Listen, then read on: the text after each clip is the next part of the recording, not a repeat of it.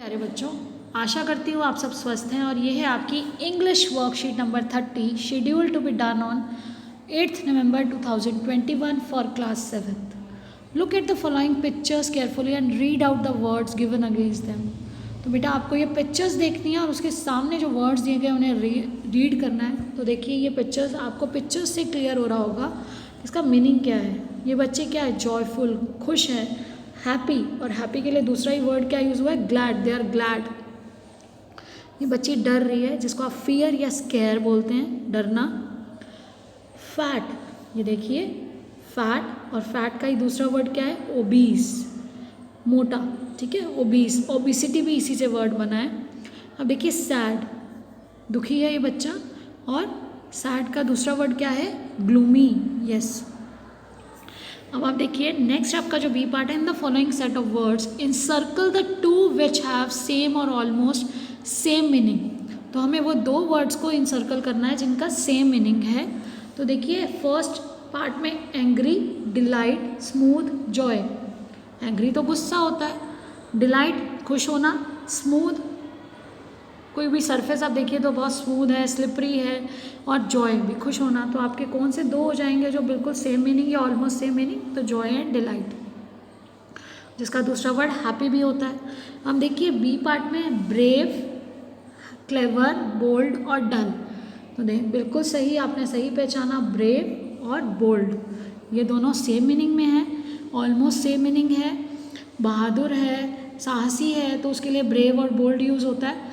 Then देखिए C part refuse, और refuse के साथ आप दूसरा देखिए, रिफ्यूज़ का अपोजिट होता है एक्सेप्ट, किसी चीज़ के लिए मना कर देना, और रिफ्यूज़ का एक्सेप्ट यानी कि अपोजिट है, एंटोनिम है। फिर डील, एक्सेप्ट भी नहीं होगा, डील भी नहीं होगा, है डिनाई, मना करना, deny, DENY। Next D part hop, आप जंप करते हैं, हॉप। टग, टग वॉर देखा आपने, रोप को खींचते हैं, खींचना।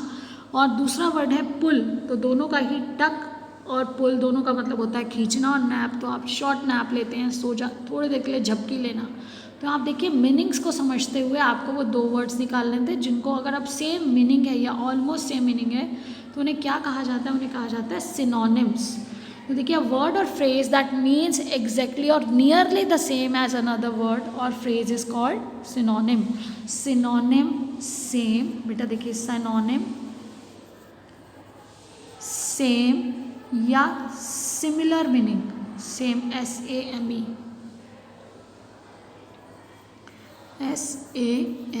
सेम मीनिंग, या वर्ड आएगा वर्ड विद सिमिलर मीनिंग। इन सभी का मतलब क्या है कि सिनोनिम यानी सेम मीनिंग वाला वर्ड जिसका मिलता जुलता या एग्जैक्ट वही मीनिंग है, उन्हें हम सिनोनिम्स कहते हैं। जैसे हिंदी में पर्यायवाची, तो पर्यायवाची आपको पता है एक से ज़्यादा हो सकते हैं, यही हमें कहा गया word can have more than one synonym, किसी भी वर्ड के एक से ज़्यादा सिनोनिम्स हो सकते हैं।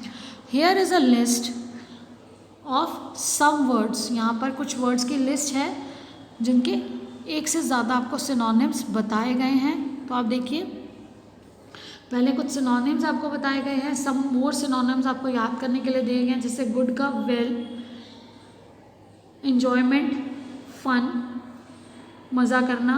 कलेक्ट को दूसरा वर्ड हम क्या कह सकते हैं, गैदर, एंगर का रैथ, फास्ट का quick, do your work quickly कहा जाता है, क्लोज या शट द डोर। तो आपके लिए क्लोज द डोर या शट द डोर आप यूज़ करते हैं, तो दोनों सिनोनिम है यानी कि सेम मीनिंग के साथ है। अब देखिए क्वेश्चन नंबर C का फर्स्ट पार्ट है जिसमें आपको choose the synonym of the underline word in the given sentences. जो आपको वर्ड अंडरलाइन करके दिया गया है उसका सिनोनिम आपको बताना है। तो Alka is an intelligent girl, Alka एक बुद्धिमान लड़की है। तो बुद्धिमान के लिए देखिए पहले आप चारों ऑप्शन ज़रूर पढ़ेंगे, brilliant, brave, rich, famous. Famous तो मशहूर है, रिच है अमीर, ब्रेव तो बहादुर या साहसी है। तो यहाँ पे क्या आएगा, इंटेलिजेंट, ब्रिलियंट। तो इंटेलिजेंट का आपने जब सारे वर्ड्स देखे तो आपको पता चला कि उसका यहाँ पर हम अगर दूसरा वर्ड चेंज करना चाहें तो क्या लिख सकते हैं, brilliant girl. My mother gave me a beautiful dress, मेरी मम्मी ने मुझे सुंदर सी ड्रेस दी। अगली तो उसका ब्यूटीफुल का अपोजिट होता है, तो ये कैंसिल हो गया। ब्राइट, डल, डल भी कैसा हो गया, हम कहते हैं ना डल कलर की ड्रेस है, सुंदर नहीं है वो। तो यहाँ क्या होगा, ब्राइट बहुत चमकने वाला, और प्रिटी ब्यूटीफुल। उसके बाद देखिए हेमा's पेरेंट्स आर रिच, हेमा के जो पेरेंट्स हैं बहुत अमीर हैं। तो पॉपुलर होता है मशहूर, वेल्दी, नाइस, पुअर। देखिए आप एलिमिनेशन से देखेंगे तो पुअर नहीं आएगा, पॉपुलर नहीं आएगा। नाइस मतलब अच्छा होता है, गुड, नाइस हम लोग वर्ड यूज़ करते हैं, तो ये क्या आएगा, वेल्दी। आप ऑप्शंस को पढ़ेंगे तो भी आप एलिमिनेशन से कि जो सही नहीं है उससे पहचान पाएंगे कि आपका सही आंसर क्या है। आपके सामने सारे आंसर्स हैं, आपको उसे समझना सीखना है। आई will finish my assignment tomorrow, very good, आपने बिल्कुल सही पहचाना। आई will complete my assignment tomorrow, क्योंकि देखो स्टॉप मतलब एंड करना, फॉलो किसी को फॉलो करके आप उसका अनुसरण करके आगे बढ़ रहे हैं उसको देखते हुए। परफॉर्म, आप परफॉर्म करते हैं स्टेज पे, परफॉर्म किसी चीज़ को कर कर दिखाते हैं। तो यहाँ पर है ख़त्म करना, तो मैं अपना काम आज ख़त्म कर दूँगी, तो कल तक ख़त्म कर दूँगी, टुमारो। तो यहाँ हम क्या कहते हैं, या तो हम वर्ड यूज़ करते हैं finish, I will finish my assignment tomorrow, या I will complete my assignment tomorrow. Next देखिए डी क्वेश्चन जो है, fill in the blanks with appropriate letter to form synonym of the given word. हमें appropriate letter use करना है जिससे हम ये जो वर्ड दिया गया इसके सामने जो वर्ड है उसका सिनोनिम बना सकें, यानी कि सिमिलर मीनिंग वाला बना सकें। तो देखिए बिग, बिग का आपने सुना होगा ह्यूज, तो HUGE, ह्यूज यानी कि बड़ा, लार्ज, लार्ज वर्ड भी यूज़ हो सकता है। वेकेंट, वेकेंट का मतलब है खाली यानी कि एम्प्टी, टी आ जाएगा यहाँ पे। इल, आप सिक लीव लिखते हैं ना जब हम बीमार होते हैं, वी आर सिक, तो I am sick, sick leave लिख रहे हैं, आप बीमारी के लिए छुट्टी लिख रहे हैं, तो इल को दूसरा वर्ड क्या यूज़ कर सकते हैं, SICK, सिक। क्विक, क्विक का भी हमने एक तो पढ़ा ऊपर, फास्ट है ना, अब यहाँ फास्ट तो नहीं दिया हुआ, यहाँ क्या दिया हुआ, रैपिड, रैपिड फायर आपने राउंड भी देखा है ना क्विज में, जल्दी जल्दी, रैपिड, क्विक, फास्ट, ये सब सिनोनिम्स हैं। फूल, फूल का दूसरा वर्ड क्या हो जाएगा, इडियट, तो IDIOT, तो यहाँ क्या आ जाएगा, डी। तो यहाँ पे क्योंकि बेटा फिलअप जो है वो बहुत छोटा है, नहीं किया जाएगा, इसलिए यहाँ पे डी, आप डी डाल देंगे उसके अंदर। अब है क्लीन का टाइडी, तो क्लीन का TIDY, यहाँ आई आ जाएगा आपका, टाइडी।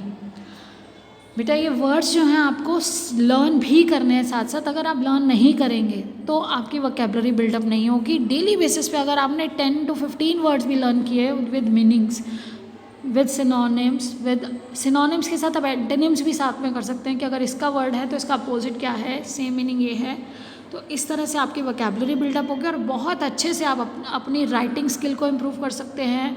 और रीडिंग स्किल अच्छी होती है, पैसेजेस में आपको हेल्प मिलती है, जब आपके पैसेजेस आते हैं अनसीन पैसेज उसको सॉल्व करने में हेल्पफुल होता है। तो आप जो वर्ड्स दिए गए हैं वर्कशीट में उसको प्लीज़ अच्छे से लर्न भी करिए साथ साथ कॉपी में करते हुए, ठीक है। और उसके कुछ सेंटेंसेस बनाइए ताकि वो आप उन्हें यूज़ करना भी सीख जाएँ। Last but not the least, बेटा आपको पता है कोविड फिर से केसेस बढ़ रहे हैं, तो आपको ध्यान रखना है, कोविड अप्रोप्रिएट बिहेवियर फॉलो करना भी है और अपने फैमिली मेम्बर से, अपने फ्रेंड से, सबसे करवाना भी है। ये हमसे सबकी रिस्पॉन्सिबिलिटी है। तो हमें कोविड अप्रोप्रिएट बिहेवियर फॉलो करना है। Wash your hands regularly with soap and water, keep maintaining physical distance of 6 feet or 2 yards, and to fight again कोविड-19 वियर अ मास्क। सबसे ज़रूरी है कि हमें मास्क के बिना नहीं रहना है, हमें मास्क पहनकर ही जाना है, बिल्कुल लापरवाही नहीं करनी है। So keep learning and enjoying, stay blessed and healthy. Thank you, have a nice day.